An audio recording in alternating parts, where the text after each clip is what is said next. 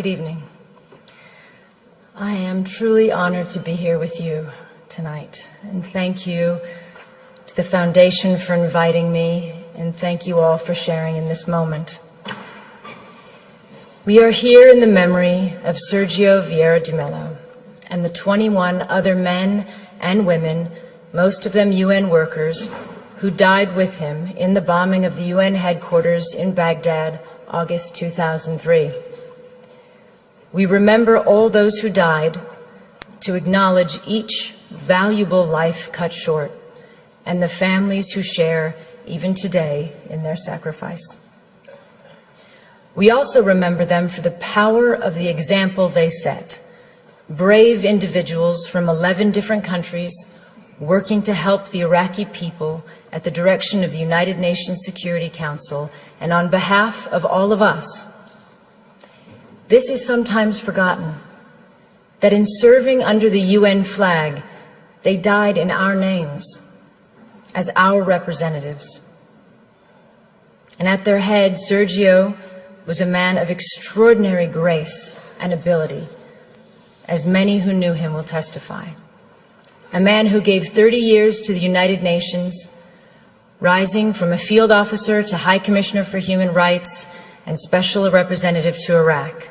From Bangladesh to Bosnia to South Sudan to East Timor, he spent the majority of his career in the field, working alongside people forced from their homes by war and assisting them with his skill as a diplomat and a negotiator.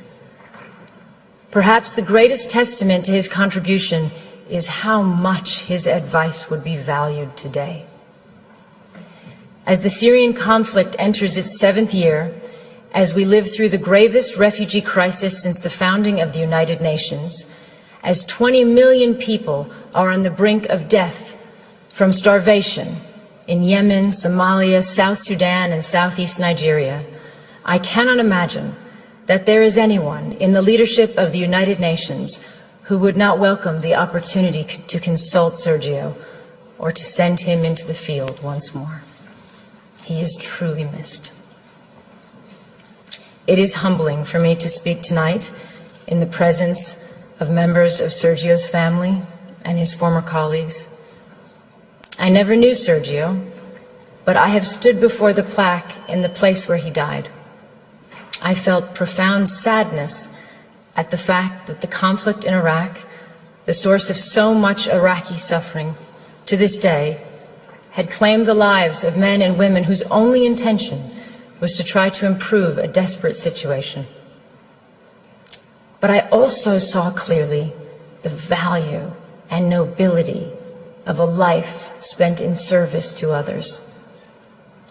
Sergio was a man who never turned down an assignment, no matter how difficult and dangerous, or as others have put it, who handled one impossible task after another. He was a man, to borrow the words of Thomas Paine, whose country was the world, whose religion was to do good. He will always remain a hero and inspiration to all who follow in his footsteps. The UN's work did not end there, in the rubble of Canal House 14 years ago. Hundreds of UN staff have served and continue to serve in Iraq, as they do from Afghanistan to Somalia, because the task of building peace and security can never be abandoned, no matter how bleak the situation. My thoughts on Sergio's life and legacy derive from my 16 years with UNHCR, the agency he spent so much of his career serving and representing. But I also speak as a citizen from my country, the United States. I believe all of us who work with the UN preserve this duality. The United Nations is not a country. It is a place where we come together as nations and people to try to resolve our differences and to unite in common action. As a citizen, I find myself looking out on a global environment that seems more troubling and uncertain than any time in my lifetime. And I imagine many of you feel the same. We are grappling with a level of conflict and insecurity that seems to exceed our will and capabilities, with more refugees than ever before, with new wars erupting on top of existing conflicts, some already lasting decades. We see a rising tide of nationalism, masquerading as patriotism, and the reemergence of policies encouraging fear and hatred of others. We see some politicians elected partly on the basis of dismissing international institutions and agreements, as if our countries have not benefited from cooperation but actually been harmed by it. We hear some leaders talking as if some of our proudest achievements are in fact our biggest liabilities, whether it is the tradition of successfully integrating refugees into our societies or the institutions and treaties we have built rooted in law and human rights. We see nations that played a role, a proud role, in the founding of the International Criminal Court, withdrawing from it on the one hand, and on the other, we see arrest warrants for alleged war crimes issued but not implemented, and other crimes ignored altogether. We see a country like South Sudan, ushered by the international community into independence and then largely abandoned, not by the UN agencies and NGOs, but effectively abandoned without the massive support they need to make a success of sovereignty. And we see resolutions and laws on the protection of civilians and the use of chemical weapons, for instance, flouted repeatedly, and in some cases under the cover of Security Council vetoes, as in Syria. Many of these things are not new, but taken together and in the absence of strong international leadership, they are deeply worrying. When we consider this, all of this and more, as citizens, what is our answer? Do we, as some would encourage us to think, turn our backs on the world and hope that the storm will pass? Or do we strengthen our commitment to diplomacy and to the United Nations? I strongly believe there is only one choice, demanded by reason as well as by conscience, which is the hard work of diplomacy and negotiation and reform of the UN. This is not to say that in any way this is an easy road, and there are reasons for people to feel insecure today. The level of conflict and lack of solutions combined with the fear of terrorism, the reality that globalization has brought vast benefits to some and worsened the lot for others, the sense of disconnect between citizens and governments, or in some countries the lack of governance, the overall feeling that for all our gains in technology and connectedness, the less we are in control of forces shaping our lives. All these factors and more have contributed to a sense of a world out of balance, and there are no easy answers.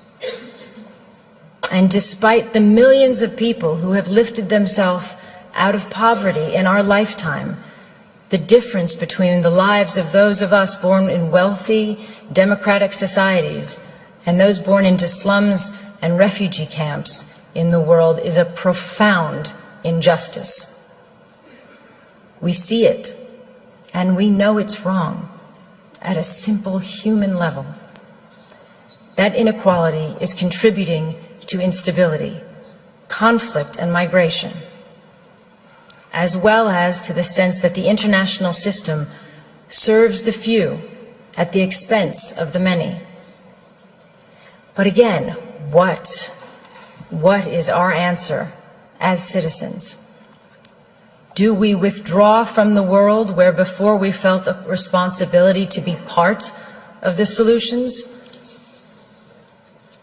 I am a proud American, and I am an internationalist. I believe anyone committed to human rights is. It means seeing the world with a sense of fairness and humility and recognizing our own humanity in the struggles of others. It stems from a love of one's country, but not at the expense of others, from patriotism, but not from narrow nationalism. It includes the view that success isn't being greater than others, but finding your place in a world where others succeed too, and that a strong nation, like a strong person, helps others to rise up and be independent. It is the spirit that made possible the creation of the UN. Out of the rubble and ruin and 60 million dead of World War II, so that even before the task of defeating Nazism was complete, that generation of wartime leaders was forging the UN. If governments and leaders are not keeping the flame of internationalism alive, then as citizens, we must.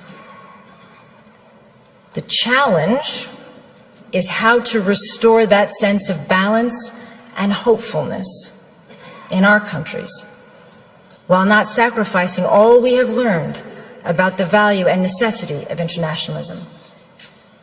Because a world in which we turn our back on our global responsibilities will be a world that produces greater insecurity, violence, and danger for us and for our children. This is not a clash between idealism and realism. It is the recognition that there is no shortcut to peace and security, no substitute for the long, painstaking effort to end conflicts, expand human rights, and strengthen the rule of law. We have to challenge the idea that the strongest leaders are those willing to dismiss human rights on the grounds of national interests. The strongest leaders are those who are capable of doing both.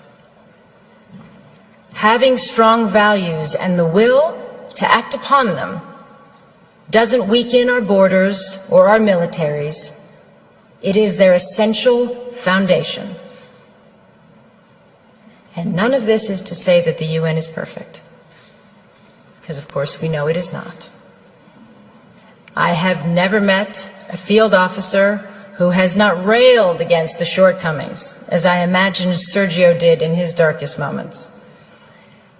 And he, like all of us, wanted a UN that was more decisive, less bureaucratic, and that lived up to its standards. But he never said it was pointless, and he never threw in the towel. The UN is an imperfect organization because we are imperfect. It is not separate from us. Our decisions, particularly those made by the Security Council, have played a part in creating the landscape that we are dealing with today. We should always remember why the UN was formed and what it is for, and take that responsibility very seriously.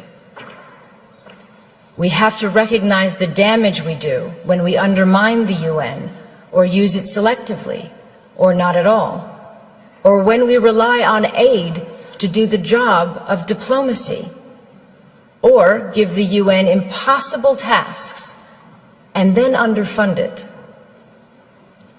For example, today, there is not a single humanitarian appeal anywhere in the world that is funded even by half of what is required. In fact, worse than that, appeals for countries on the brink of famine today are 17%, 7%, 5% funded, for example. And of course, emergency aid is not the long-term answer. No one prefers that kind of aid, not citizens of donor countries, not governments, not refugees. They do not want to be dependent. It would be far better to be able to invest all of our funds in infrastructure and schools and trade and enterprises. But let's be clear, emergency aid has to continue because many states cannot or will not protect the rights of citizens around the world. It is what we spend in countries where we have no diplomacy or our diplomacy is not working. And until we do better at preventing and reducing conflict, we are doomed to be in a cycle of having to help feed or shelter people when societies collapse. As another legendary UN leader who was also killed in the line of duty, Dag Hammarskjöld, said, "Everything will be all right." You know when? When people, just people, stop thinking of the United Nations as a weird Picasso abstraction and see it as a drawing they make themselves. The UN can only change if governments change their policies, and if we, as citizens, ask governments to do that. It is moving if you think about it. We are the future generations envisioned in the UN Charter. When our grandparents resolved to spare future generations the scourge of war, as written, they were thinking of us. But as well as dreaming for our safety, they also left us a responsibility. President Roosevelt, addressing the U.S. Congress in January 1945, 6 months before the end of World War II, said this: "In the field of foreign policy, we promise to stand together with the United Nations, not for the war alone, but for the victory for which the war was fought." And he went on, "The firm foundation can be built and will be built, but the continuance and assurance of a living peace in the long run must be the work of the people themselves." So today we have to ask ourselves if we are living up to that mission. They gave us the start. What have we done with it? It is clear to me that we've made huge strides, but our agreements and institutions are only as strong as our will to uphold them. If we do not, for whatever reason, we bequeath a darker, more unstable world to all of those who come after us. It is not for this that previous generations shed blood and worked so hard on behalf of all of us. The memory of those who came before us holds us true to our ideals, resting unchanged in time. They remind us who we are and what we stand for. They give us hope to stay in the fight, as Sergio did until his last breath. 14 years since his death, there is a stronger need than ever before for us to stay true to the ideals and purposes of the United Nations. That is what I hope his memory holds for us today. We cannot all be Sergios, but I hope all of us can determine that we shall be a generation that renews its commitment to unite our strength to maintain international peace and security, and to promote social progress and better standards of life and larger freedom. But in the final analysis, if we do not, even if that level of vision eludes us, and we continue to simply manage rather than overcome our generation's challenges, we just have to keep working, determinedly, patiently, and you can be certain that as you do, that you follow the example of one of the UN's finest sons, and that to do even a little of his good, to apply ourselves to the work he left unfinished, in whatever way we can, is a worthy task for all of us. Thank you.